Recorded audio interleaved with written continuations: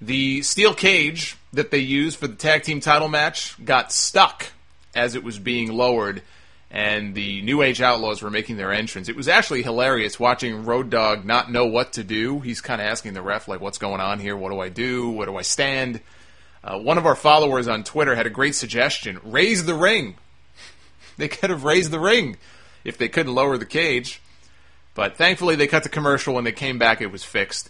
See, now, if they would have used the old blue bar steel cage from back in the day, you know, they used to have to construct that at ringside instead of hanging it from the ceiling, this never would have happened.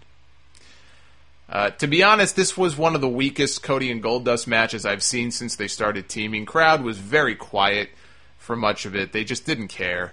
It's very weird to see the New Age Outlaws come out and do their babyface entrance and then have to play heels. And I think it's confusing for the fans also, especially the fans who don't remember them from back in the day. They see them now, a couple of old guys who I guess used to be something special, and they come out and they get the whole crowd into their entrance and singing along with them, and then there are a bunch of chicken shit heels that I guess we're supposed to boo. I could see where some, I could see where fans in general would be very confused by that.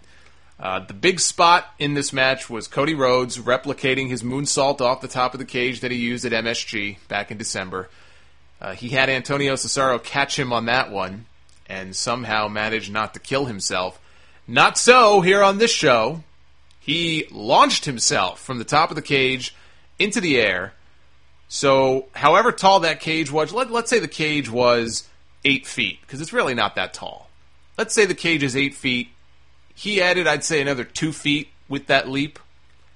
And poor Road Dogg down below is probably thinking to himself, I don't want this kid to kill himself, but there's no frickin' way I'm catching him on this moonsault.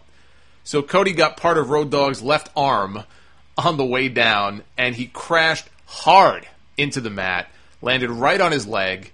He looked like he killed himself, and as it turned out, he did hurt himself. He injured the MCL in his knee, and he's wearing a brace now. I think he's still wrestling, but he's wearing a brace on his knee. So after executing this amazing move, what happens? Well, he staggers back to his feet. He's kind of crouched over. And Billy Gunn sees an opportunity, and he catches him with the Famouser. And he pins him. What a goof. That'll teach him to take unnecessary risks. It cost them the tag team titles. And for all the people ragging on Road Dogg for not catching Cody, are you out of your fucking minds? Road Dogg is 44 years old. This guy is coming straight down from 10 or 11 feet in the air. And you expect him to stand in perfect position and catch him? As it was pointed out to me, Jesse Sorensen in TNA almost died trying to catch Zema Ion on a moonsault. And that was from the top rope. This was from the top of a cage. If they wanted somebody to catch Cody, they should have put him back in there with the Real Americans and had Cesaro catch him. But I laugh. It's like, you expect Road Dogg to catch this guy from that height? Are you high? I don't blame the guy at all. I mean, shit, if that were me, I'd have done the same thing. I would have run. I would have run in the opposite direction.